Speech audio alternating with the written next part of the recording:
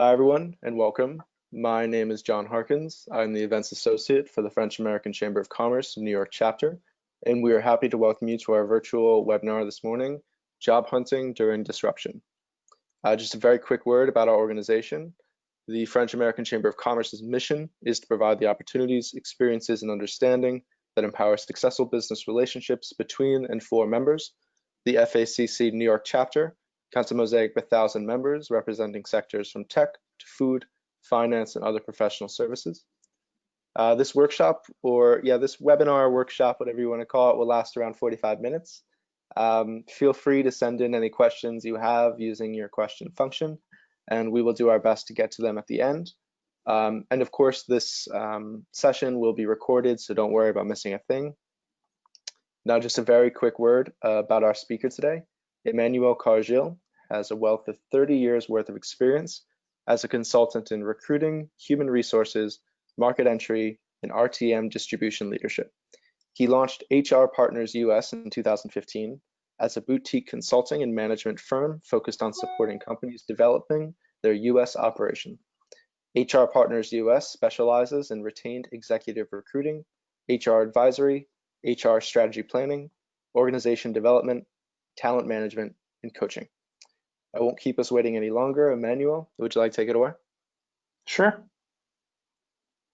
Hi, everyone. Hope everyone is safe. And I'm very happy to be talking to you today. We're clearly going through a lot of changes. COVID has impacted us a lot. And today my topic is trying to provide you with some tips on finding, jobs, during those tough times. Next slide. John was kind enough to introduce myself, so we'll move to the next slide. Just a quick background, 2 slides. This is a slide that shows the unemployment in the US. As we know, we've never had such a high level of unemployment. We've never had it that bad since the Great Recession. Next slide. And the good news is that, the US government, the Federal Bank, have invested heavily into the economy, trying to reboost, give a quick start to the economy. Clearly, we don't know exactly when everything will start. It may be as long as 2021 or 2022. Clearly, the vaccine is going to be a major factor in the timeline. And we know that the recovery will not be the same for everyone. And that's pretty where I want to focus. Some industries will benefit from the COVID. Clearly, as we see, some economies are catching the sparkles in the economy, and some economies will not. Next slide.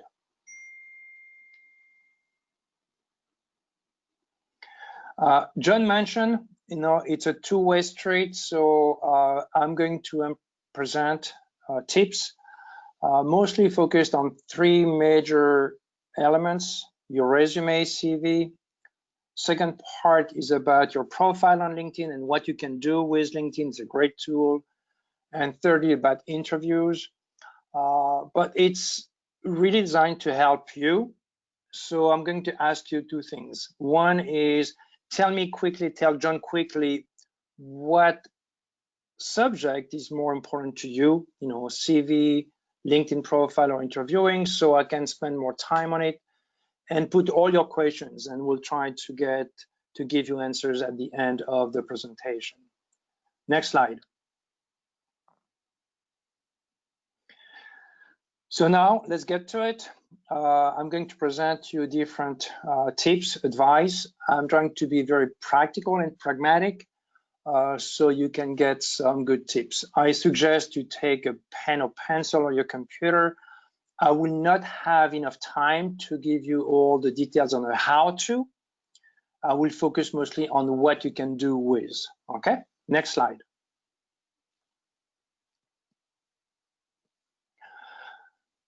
Let me start with a framework about what, in my view, is the perfect element to find a new job or to get back into employment. First and foremost are competencies or skills. So everyone has competencies. They're either hard competencies, which are the technical part, the what, i.e. could be finance, could be sales, could be software, but you also have the soft competencies, which are more the how, your inside, how you deal with things. So competencies are key, but they're not enough to get you where you want to be. You also need to have passion. Clearly, with everyone's looking for jobs now, with the level of employment, between 10 and 15%, if you can show passion, you're way ahead of other people. Third, resilience. It's going to take time. So you have to be able to be resilient.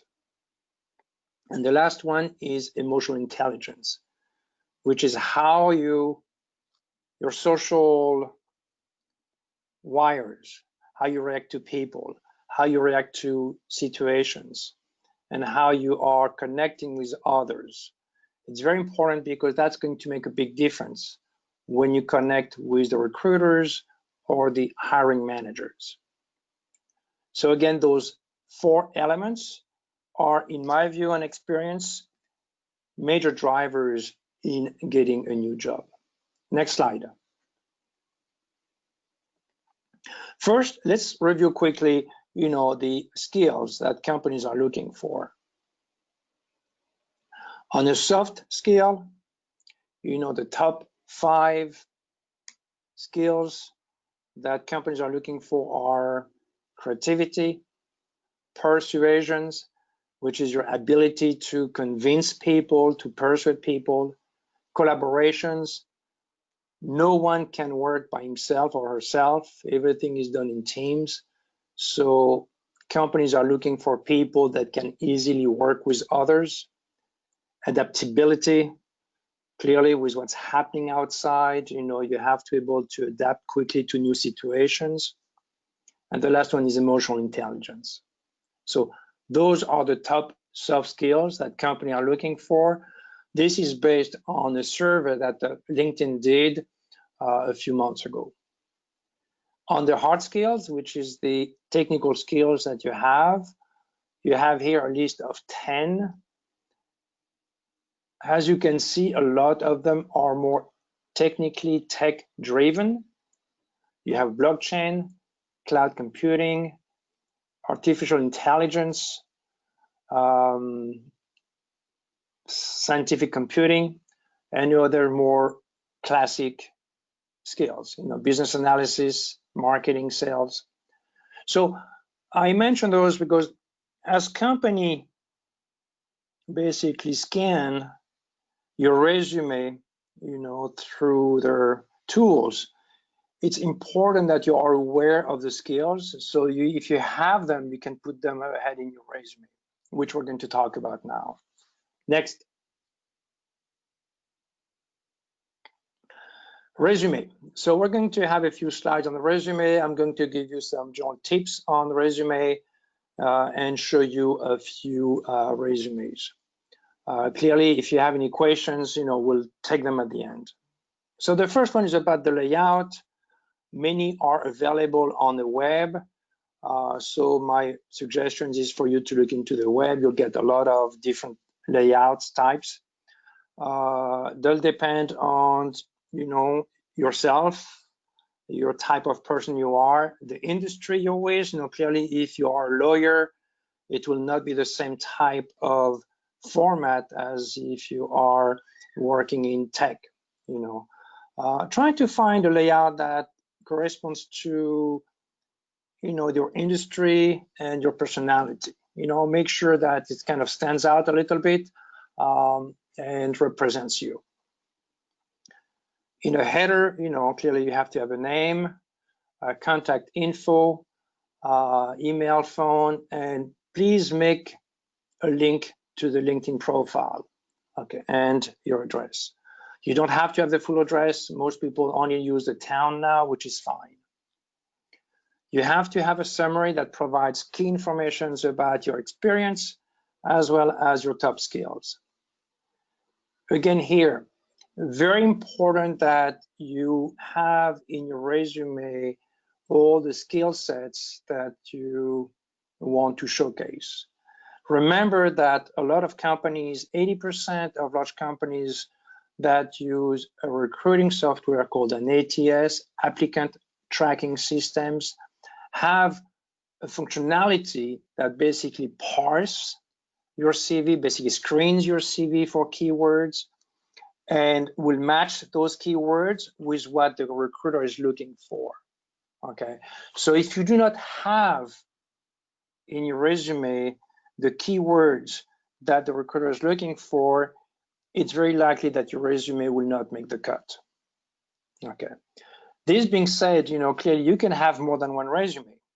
You can have a default resume, and you can tailor each resume to the jobs you're responding to.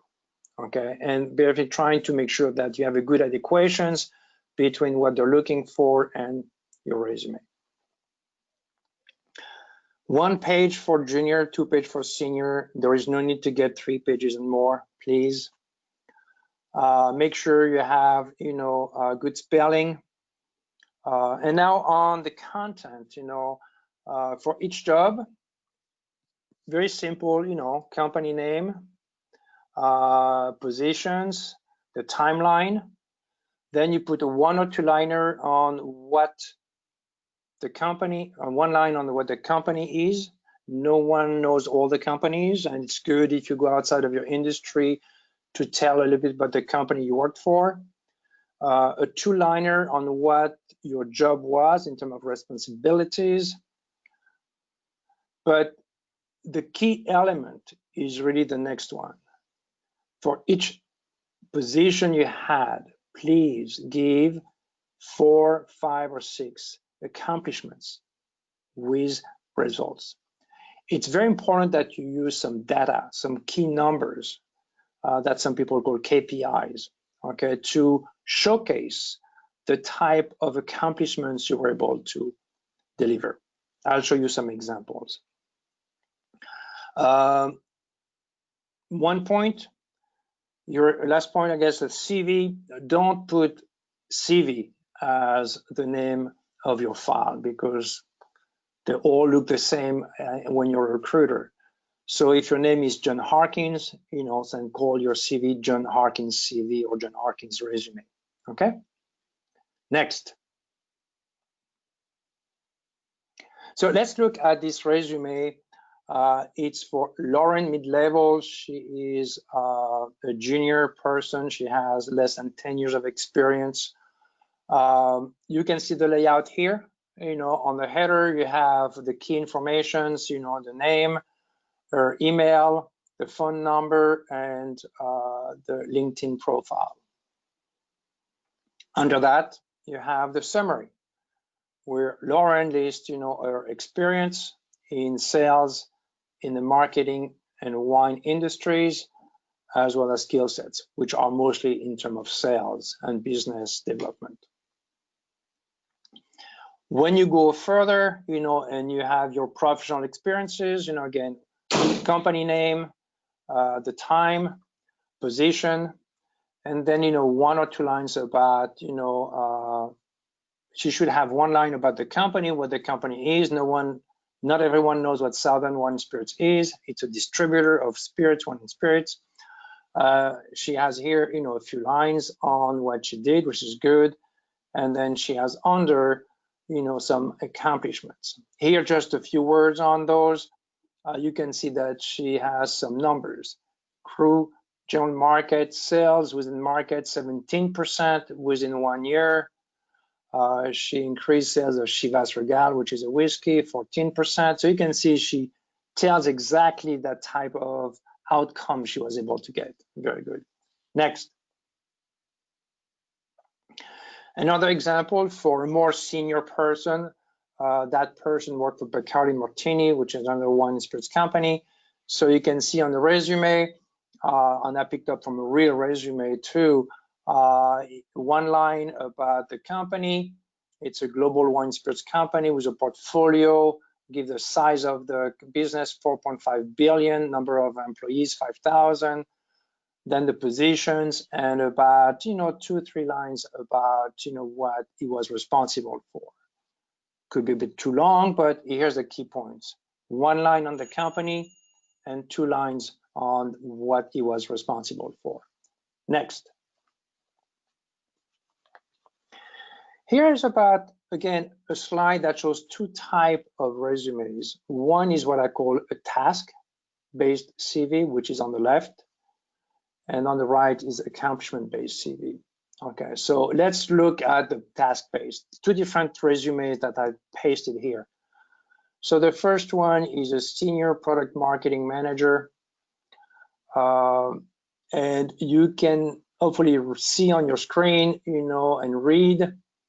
But what this candidate has is mostly task he was doing, elements of what he was responsible, but you do not have any notions of what he or she achieved, okay? And that's not a very strong resume. On the right side, on the other hand, here is an example of a resume from a very senior person who was a president of a large company.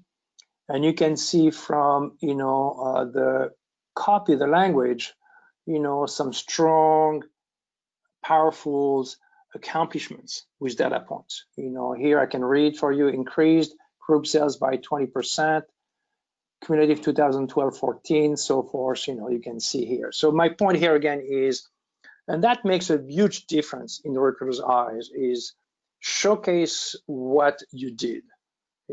So find a ways to showcase growth in terms of sales, profit. It should be a reduction in time. It could be an improvement in the process, but really trying to be as precise as you can be.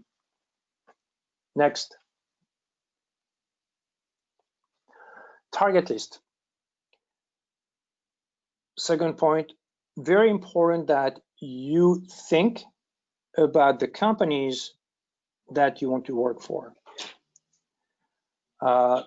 You have to think about which industries you want to be working in and the type of companies that you'd like to be interviewing with. Okay, here in this example, Jean Cartevert is looking at 4 industries: food, beverage, alcoholic beverage, hospitality and luxury, and he has names of companies. And let me tell you briefly why it's important to have a target list. Because when you talk to your network, if you tell your friends, I'm looking to get an introductions for, let's say, Hilton or Starwood, it's very easy for your friend to say, I do know someone or I don't know someone. It's binary, okay, yes or no. Same, if you give this list of someone, this is the type of contact I'm looking for. It's very clear about whether you know someone or you don't know someone, okay. Another point, it does help you when you're going to do your search on LinkedIn or others to look for names of contact, because now you have name of a company and you're going to looking for either functions, function you're looking for could be sales, marketing, IT, or it be recruitment, okay? Next. LinkedIn profile here, very important. LinkedIn is to job recruiting and job hunting what Facebook, Instagram are to your social networks. They're huge, So here's a few tips about it. First, it's like every social media, the game it's a number game, okay? So you have to be able to connect. I would suggest that anyone looking for a job should have at least 500 first-degree connections or more, okay? So to do that, you just go into your profile and you connect with people. Many ways to connect. I don't have time today to tell you all the options of how to connect, but if you go into your profile, it's pretty easy. Second tip, please make sure your contact information is up to date. You know, very often I see people looking for jobs. They either has no contact information or they have an old work email that clearly doesn't work anymore. So please make sure you have the proper personal email and a phone number. Content should be roughly the same as your CV. So do your CV first, and when your CV is done, you kind of copy paste into your profile. Sometimes it's the same informations. It could be at times you reduce a little bit on LinkedIn. You may want just to reduce to company names and titles. You don't have to go into a lot of content. The profile is really to get a sense, a little idea from the recruiter about yourself. So you need more on your CV. So I think a shorter LinkedIn profile is okay, or as long, it's up to you. Two ways to get notice from recruiters. The first one, as you can see in the top, a little example I have from that young lady. In the header, you put your name and some type of qualifier about your, you, and you say seeking new opportunity. It's very visible to anyone. Okay. Another way to do it, to allow recruiters to notice you, is to use the open to work functionality, which is designed to let recruiters know about your availability for a new job, but it's also designed to kind of hide it away from people from your past companies. There is no guarantee that it works all the times, but that is the concept. So if you use open to work, someone that from your company is not supposed to see that you're open to work. Again, two ways to click that functionality. Go into LinkedIn and type into Google, and they will tell you. Next. To get a strong profile, you need two things. You need to have skills and endorsements and recommendations. So skills, you have to start by going into your profile and selecting skills that make sense. When you have selected the skills, then it's up to your first degree connections to click on them and to endorse you. I would suggest any junior person to have at least 5 skills with 10 clicks, and for a more senior person to have at least 8 skills with at least 50 plus clicks on each. Okay, here in this example, the person has business strategy and product management. The number of clicks, 9 on 3, is low, but that's where you want to have.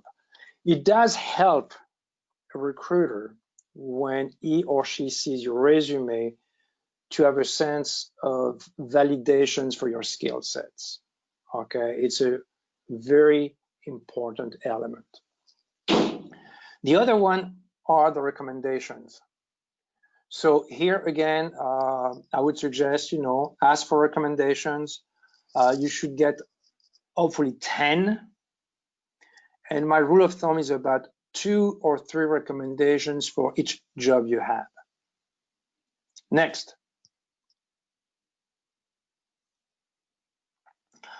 LinkedIn can be used to look for relevant jobs. So into your profile, on the bar, you have a job function, so you can click on it. Then you get selectors, and there are some filters, and that will direct you with some positions being advertised on LinkedIn. It's a very useful function. Okay, next.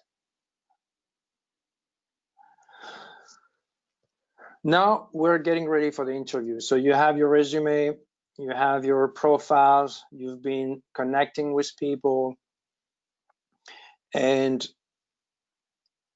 you're ready for the interview.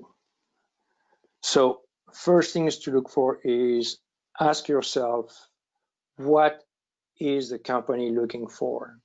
Okay, because you want to make sure that when you have the interview, you fit, the skills and experience they're looking for. Okay, so one, always ask for the job description. When you get it, look at what they're looking for, look at yourself, look at the gap, and trying to understand, where their matches are, which you can emphasize during the interview.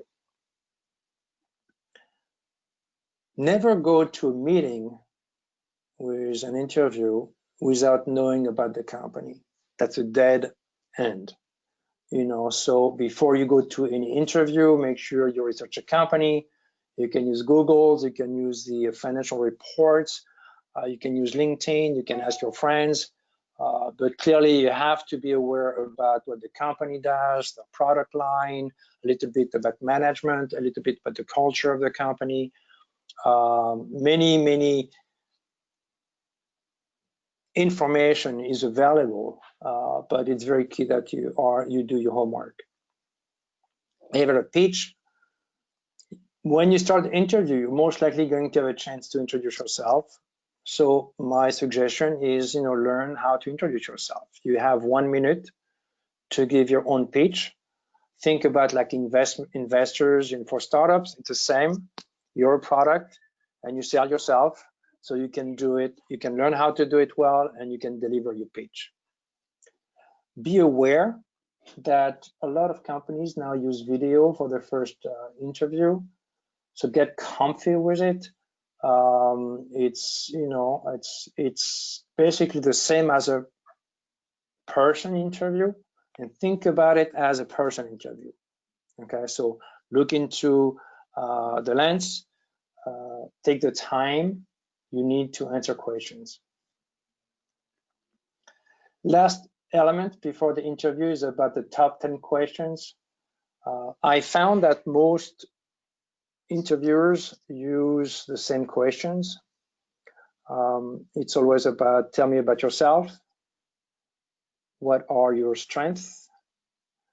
What are your weaknesses? Tell me why you want to join our company.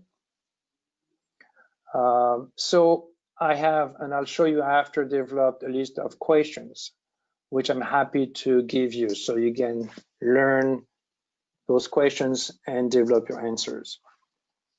Next.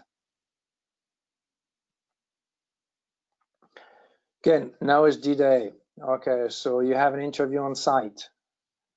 You know you're going to meet 1, 2, or 3 persons. Make sure that before you go, you know who they are. So use Google, LinkedIn to learn about your interviewers.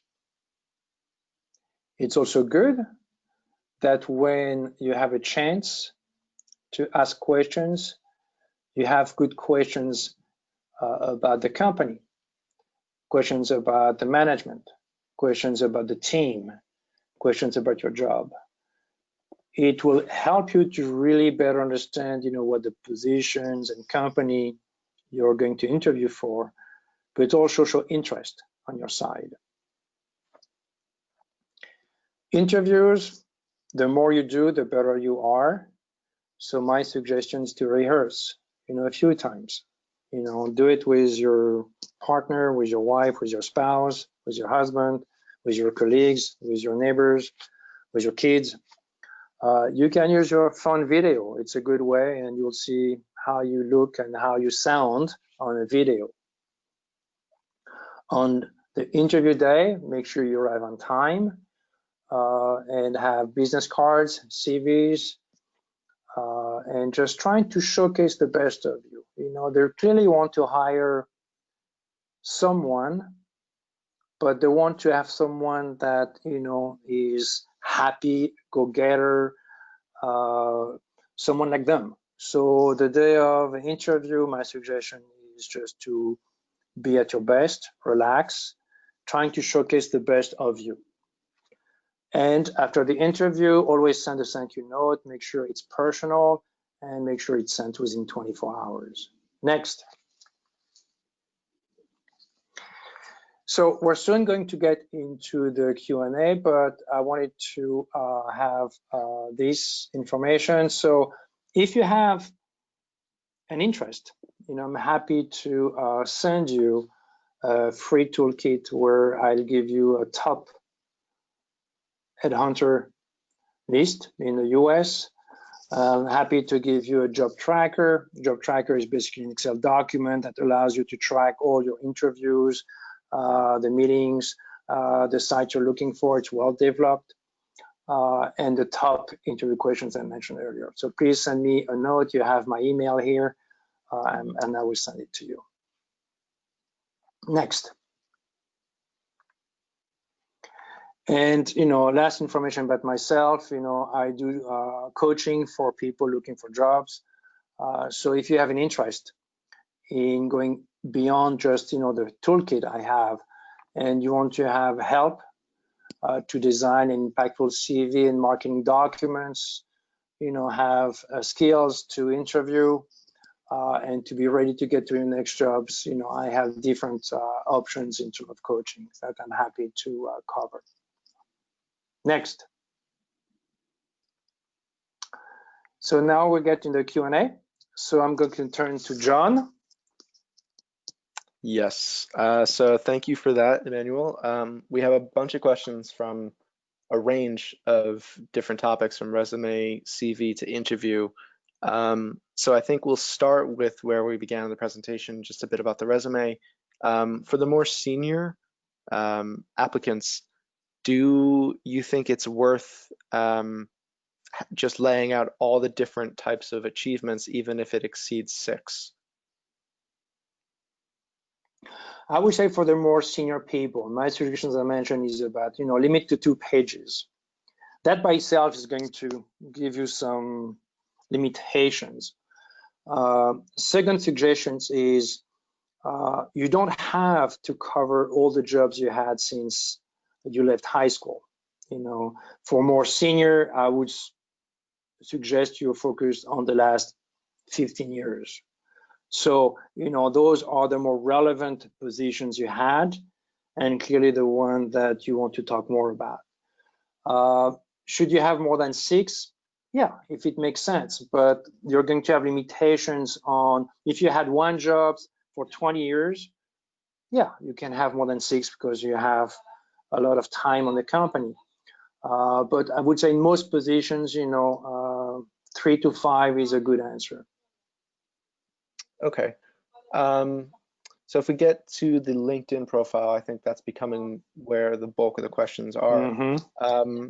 First and foremost, if you already have over 500 different connections, is it worth continuing to add if you're getting swamped with new requests? Well, I think the benefit of having more connections is that you can benefit from your connections contact in terms of connecting with people. LinkedIn has features that allow you to connect up to sometimes 2 or 3 degrees. So the more people you have on a first degree, the more extensions you can have if you want. So that's one point. 2, the more contact you have, more features. Recommendations can only be obtained by first degree connections. So it's better if you have more connections. In my view, there is no real downside in having more connections.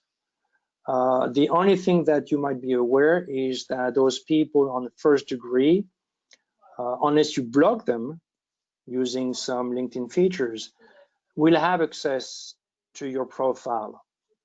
So if that's a concern of you, I understand that. But otherwise, my suggestion is to get as many as you can. Sure. So just the final one on LinkedIn, then we'll move to the interview and some more miscellaneous type questions. From a recruiter's perspective, do you think it's, or from a job searcher's perspective, do you think it's worth having LinkedIn Premium? Not really. I mean,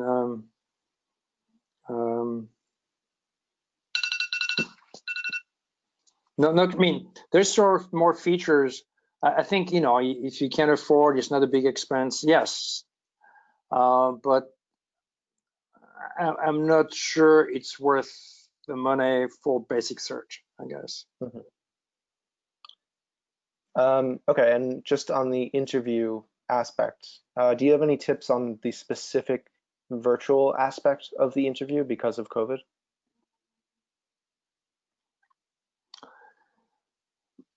Can you rephrase that for me? Sure. Now that we're all interviewing virtually, do you have any tips on how to stand out instead of just somebody sitting in front of a webcam? Is there anything that you would suggest? You know, normally it's a firm handshake, look them in the eye, and everything we've been taught since we were young, but now that it's virtual, do you have any tips on that end? Yeah, I would say try to think of a video interview, try to behave in a video interview the same way you would behave in a person-to-person interview. And, you know, I guess, learn how to use a video to the best, you know, so rehearse before, make sure that, you know, your lenses are working well, make sure you have the right lighting to it, making sure you dress accordingly, you know, don't be in your, you know, t-shirts, you know, and the best way to do it is really to rehearse, you know, through with friends on Zoom or any type of software, or even on your iPhone, you can do it. You know, rehearsal is big. It's very important to be ready. More miscellaneous question.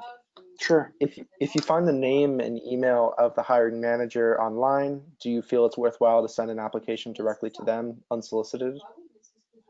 Yes, yes, I do. If you have a company in mind, and let's suppose you have, you know, 2-3 people, first, most likely, most companies will take your applications online through some type of their websites or some type of tracking system. So that's a must, because that's a process most companies do. So do that. But in addition, if you know, let's say 2-3 people, my suggestion is, you know, send a note to the 2 or 3 people. I mean, the more the merrier. So you never have enough good feedback or, you know, support from those guys. You know, I mean, as a head of HR, you know, if you get a resume sent by 3 people that work in your company, says, I know him or I know her, he or she is good, and you get 3 of them, and you says, well, you know, maybe the person is good. So the more the merrier here. Just, you know, numbers is key. And for the people who are looking for a job who are in the more senior roles, but they're looking to transition careers, especially now during COVID, do you have any tips on the best way to do that?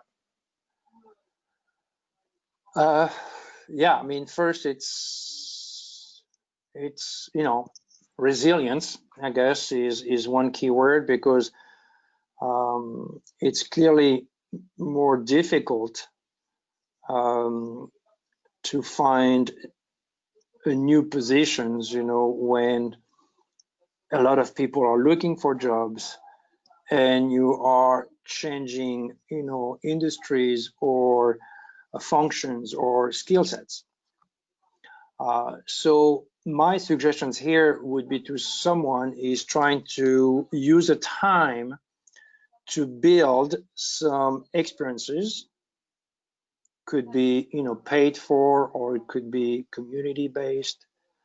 It could be taking some classes or certifications, online certifications. There are many classes online, you know, to showcase that you're learning either the industry or new skill sets. Examples, you know, someone was in marketing and wants to be in tech, into programming. Well, you know, maybe the person can take some classes on programming, can learn one or two programs, Python and others. And at least, even if she or he doesn't have the experience during the interview process, can say, hey, I'm really interested, and look, I've done my duties, I've learned programming, I went to programming schools or whatsoever. So that's how I would use the time to trying to get the skill sets that you don't have in those new industries. Sure. Just some notes that we'd like to confirm with you as far as the resume.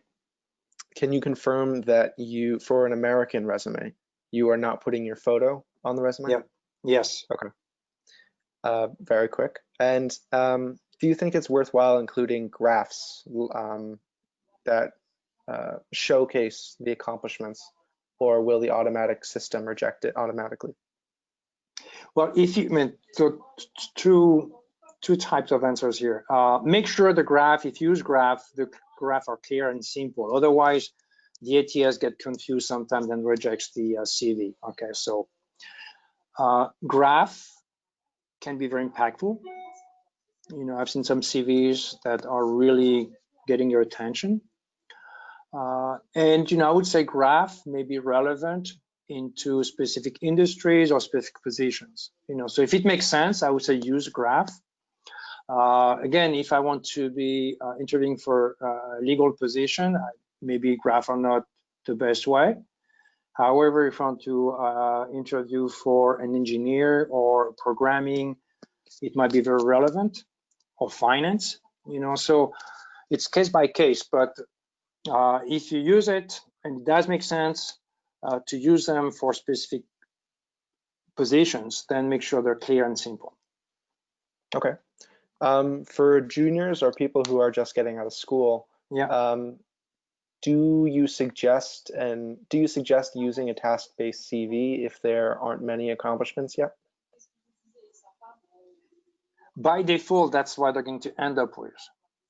So I would challenge them to think about their contributions, even if they were doing an internship, for large companies, which is the case for a lot of college age candidates.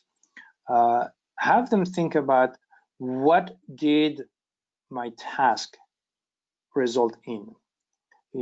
Is it part of a larger projects? Is it part of a strategic project for the company? Is it being used by other departments? Was it completely lost after my internship, or did something happen after? So trying to find as much accomplishments as you can, because by default, I know, because I see a lot of CVs from very junior persons, is you have a lot of I did some of that, part of a team that, so challenge yourself to come up with some data points. Okay, and I think we'll end it on this last question. A nice way to end it. When you're sending your thank you note, do you think it's better to send handwritten or email nowadays? I would say for most time, you always have to have a quick email to thank to all the people you interviewed with. So make sure when you have an interview that you get, the business cards. John could be spelled with an H or no H, and you don't know it unless you have the card. So always an email within 24 hours. Make sure that your quick email say thank you for, and be personal about it, trying to remind the interviewers about a specific element of your interview. But then in addition, and mostly for more senior people, a few days after, you can send a nice card, handwritten, and that's okay. But you can do both, but never do zero. Okay. Okay. Well, Emmanuel, I want to thank you so much for taking the time to be with us. Really appreciate it. To all the attendees, a lot of you have wondered if the presentation and video will be available to attendees, and it will. You'll receive it in an automated email this time tomorrow, so don't worry about that. Emmanuel, thank you so much. Really appreciate you spending your time and walking us through some tips here with us. You had mentioned networking, and I'd be remiss to not mention we have a networking events with 20 or so other European American organizations called the Ripple on August 20th. Visit our website, FACC-NYC.org, to check it out, register, and learn more about it. But Emmanuel, thank you so much. Looking forward to chatting with you soon. I'm sure we'll do this again as the job hunt environment advances and develops. But thank you so much. Really appreciate it. And good luck to everyone. Thank you. Take care, Thank you, everyone. John. Bye-bye. Take care. Bye.